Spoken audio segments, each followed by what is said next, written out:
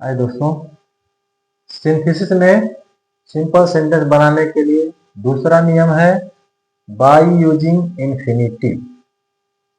तो इन्फिनिटिव का प्रयोग करके भी आप दो से अधिक सिंपल सेंटेंस को एक सिंपल सेंटेंस बना सकते हैं। अब इसको समझ लीजिए, इन्फिनिटिव है क्या? तो इन्फिनिटिव क्या है?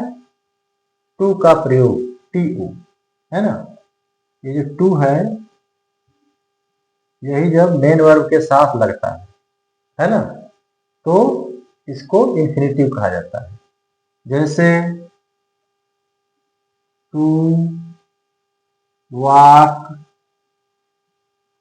Is a good exercise.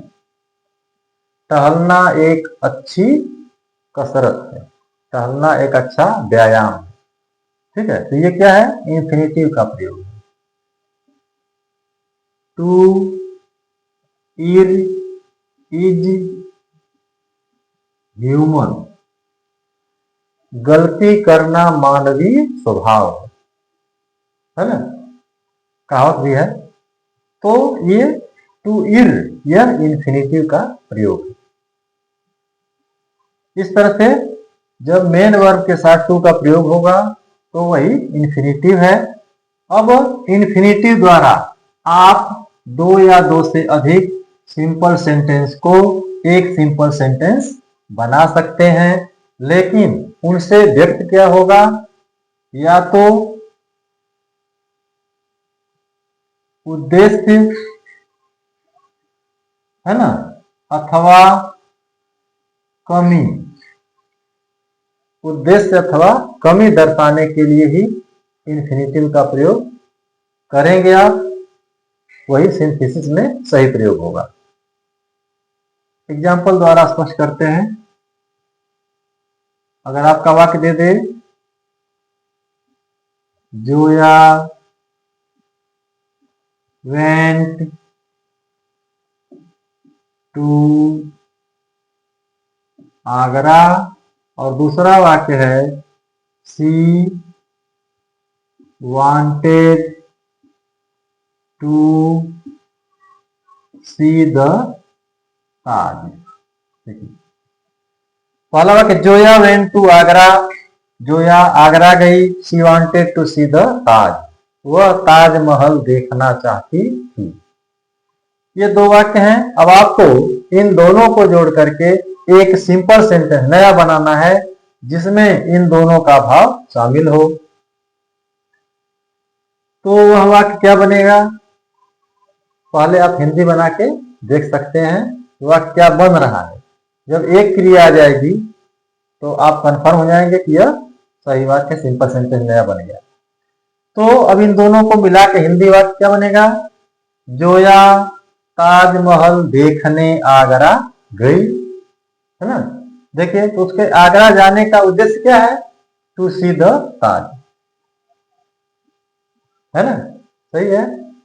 इसलिए अब जब आपका वाक्य बन गया, जोया ताजमहल देखने आगरा गई, तो उसको आप लिखिए, जोया वेंट टू आगरा। अब देखिए, ये सी और वांटेड हट जाएगा, है ना, इनकी आवश्यकता नहीं है। यहां से इन्फिनिटिव, यहां से टू सी द ताज हो गया। Zoya went to Agra to see the Taj, Zoya Taj Mahal देखने आगरा गई। आपने जो अनावश्यक शब्द थे उनको छोड़ दिया और आपका एक सटीक वाक्य बन गया। आगे देखते हैं।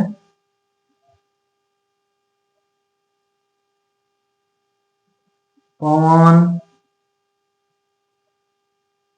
Is going to market, he wants to buy some fruits। देखिए, कह रहा Pawan is going to market, Pawan बाजार जा रहा है। He wants to buy some fruits, वह कुछ फल खरीदना चाहता है। तो पवन के मार्केट जाने का कोई एम है, क्या है? टू बाय सम फ्रूट्स, है ना। तो इस वाक्य को हम इन्फिनिटी से लगा सकते हैं। जोड़िए दोनों वाक्यों को, क्या हो जाएगा? हिंदी में पहले पवन कुछ फल खरीदने के लिए बाजार जा रहा है, ये हो जाएगा पवन कुछ फल खरीदने के लिए बाजार जा रहा है। अब ये आपका सिंथेसिस हो गया, इसी को इंग्लिश में ट्रांसलेट कर दीजिए। तो यह हो जाएगा पवन इज गोइंग टू मार्केट। अब यहां से इन्फिनिटी क्या से, टू बाई सम फ्रूट्स, वाक्य हो गया आपका। तो ये तो उद्देश्य था कमी निकालने के लिए। कमी अगर दर्शाई गई हो वहां भी आप इन्फिनिटिव का प्रयोग करके सिंथेसिस दर्शाएंगे। जैसे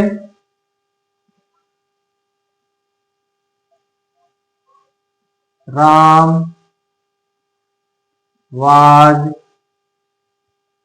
very poor, he could not buy a cycle. देखिए, Ram was very poor, Ram बहुत गरीब था। He could not buy a cycle, वह साइकिल न खरीद सका। तो अमूमन हम छोटे वाक्य बोलते हैं, है ना, जैसा हमारा ग्रामर की जानकारी होती है उसी तरह हम बोलते हैं। लेकिन इस वाक्य को आप कंबाइन करके एक वाक्य में भी कर सकते हैं, ठीक है। तो अब यह क्या है? राम की कुछ कमी है, गरीब है ना। इसलिए आप सिंथेसिस इन्फिनिटी द्वारा लगाएंगे। तो अब हिंदी क्या हो जाएगी? इस वाक्य को कंबाइन करने के लिए दोनों वाक्यों को हिंदी क्या हो जाएगी? राम एक साइकिल खरीदने के लिए बहुत अधिक गरीब था, ठीक है। ये आपकी हिंदी हो जाएगी।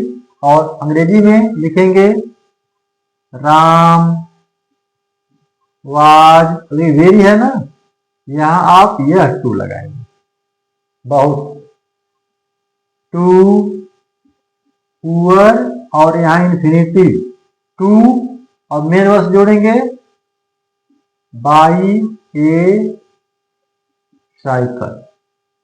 Ram was too poor to buy a cycle.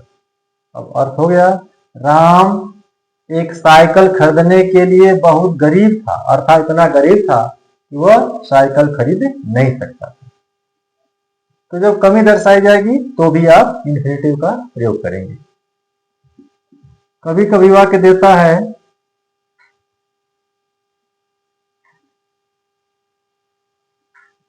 The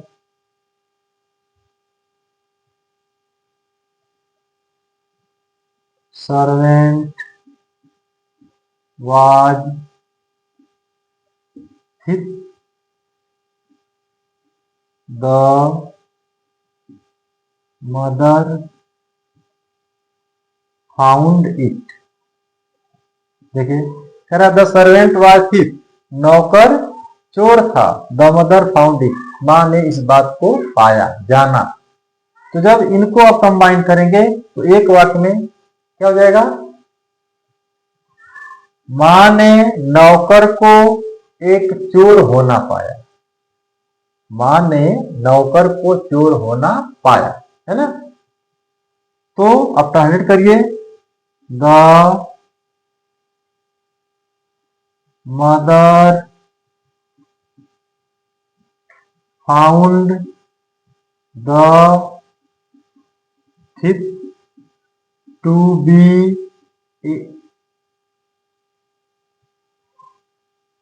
यहां सर्वेंट रहेगा,